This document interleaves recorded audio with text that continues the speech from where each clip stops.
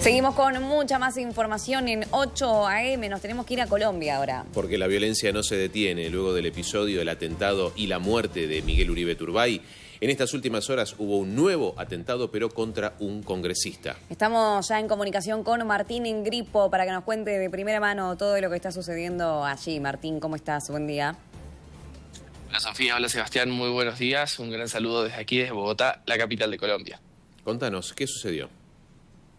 Bueno, así es, como ustedes lo estaban anticipando, un congresista de aquí de Colombia fue atacado a disparos mientras recorría las carreteras del departamento del Huila, aquí en este país. Lo que, bueno, ha generado también ya, activado las alarmas nuevamente por este otro acto de violencia que está siendo investigado por las autoridades. Desde la presidencia dispusieron en ese momento, cuando ocurrió el hecho, helicópteros para poder evacuar al congresista y de todo su equipo que estaban en esa zona cuando fueron atacados. Y esto claramente, bueno, preocupa a la sociedad en este año preelectoral de cara a las elecciones presidenciales de 2026 y en lo que podría ser una reactivación de la época más oscura de este país, que tiene que ver con la violencia política hacia los distintos candidatos, hechos que se vivieron durante la década de los 80 y de los 90 y que ha marcado la historia de este país, chicos. Claro.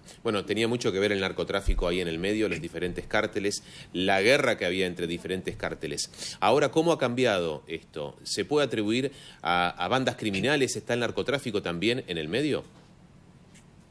Bueno, el análisis que hay que hacerlo, debemos justamente hacerlo con una mirada muy completa, teniendo en cuenta que hay distintas zonas de Colombia, sobre todo en zonas periféricas o zonas o poblaciones fronterizas, como por ejemplo la frontera con Ecuador o con Venezuela, donde están operando distintas organizaciones guerrilleras que claramente ya no persiguen un fin político, que es la crítica que mayormente se está haciendo, sino que ahora están trabajando con actividades al margen de la ley, con actividades delictivas, como tiene que ver con el tráfico de drogas, de armas y de personas, y de esta forma se están financiándose estas organizaciones, que en muchos casos se tienen vinculaciones a organizaciones más grandes como son el Clan del Golfo o el Tren de Aragua, que son estas organizaciones criminales que operan en prácticamente toda la región de América Latina y que son un foco de problema para los gobiernos de toda la región.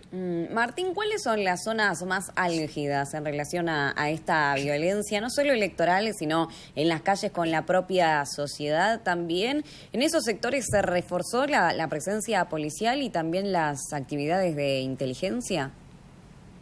Bueno, acá hay que tener en claro que tenemos zonas divididas. No se vive lo mismo en grandes centros urbanos como aquí, como Bogotá, la capital de Colombia, Medellín, o algunas ciudades. Ya aquí no se perciben estas situaciones de violencia como se conoce en la historia de Colombia, como recién se los comentaba, como ocurría en los 80 y los 90, cuando explotaban bombas, cuando dejaban coche bombas en distintas zonas, en centros comerciales. La situación ahora problemática tiene que ver en estas zonas de fronteras, por ejemplo, la zona de Catatumbo, cercana con Venezuela, que es la zona más problemática y que ha despertado un punto de muchísimo interés para las autoridades desde que comenzó este año, por la cantidad de desplazados que se registraron, por ejemplo, en enero, cuando hubo una explosión allí de choques entre las distintas organizaciones guerrilleras que se disputaban este territorio, frontera con Venezuela. Hay que recordar que tanto el gobierno nacional de Colombia,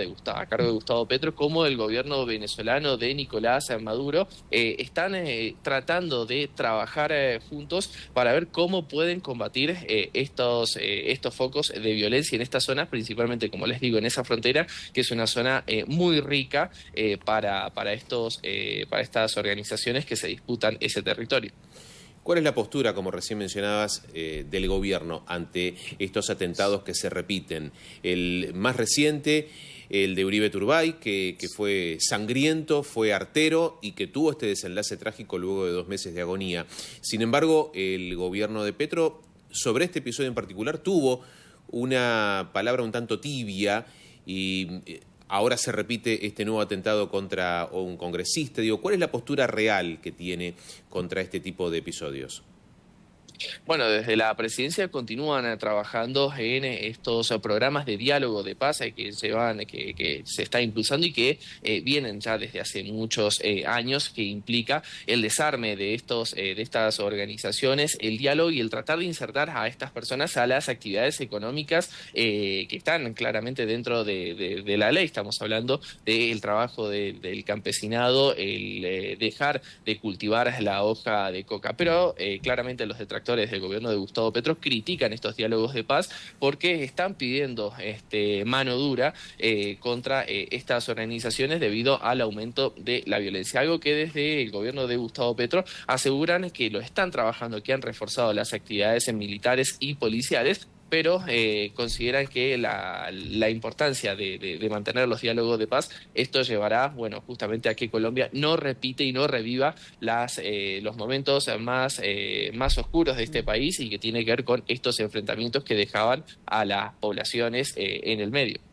Martín, el año que viene se van a celebrar elecciones en Colombia. ¿Cómo están los ánimos de los ciudadanos para ir a votar, ¿no? En este contexto tan adverso, tan violento. ¿Implica esto una deserción electoral? Porque justamente la violencia entre los candidatos es muchísima y es visible y hace que la gente no quiera ir, ¿o no repercute de esa manera? Por el momento estamos en un periodo preelectoral. Hay que tener en cuenta que hay más de 70 precandidatos que aspiran a llegar a las elecciones presidenciales. Habrá que ver cómo continúan y cómo van con las elecciones primarias y de cada uno de los partidos para ver quién queda finalmente como representante de cada una de las fuerzas políticas. Mientras tanto, la polarización que se vive en toda América Latina también repercute aquí en Colombia, además impulsada por estas situaciones de violencia y de inseguridad que se vienen viendo, y claramente el episodio del ataque a Miguel Uribe Turbay, que falleció este lunes después de estos 2 meses de estar hospitalizado en estado crítico, podría ser un punto que le juegue en contra al oficialismo de Gustavo Petro y podría sumarles más votantes a los sectores de derecha. Hay que tener en cuenta también que el presidente de Gustavo Petro es el primer gobernante, el primer presidente de izquierda en la historia política de Colombia, en un país de tradición de derecha. Así es. Martín, muchas gracias por la gentileza. Seguiremos de cerca la evolución de este tema. Hasta la próxima.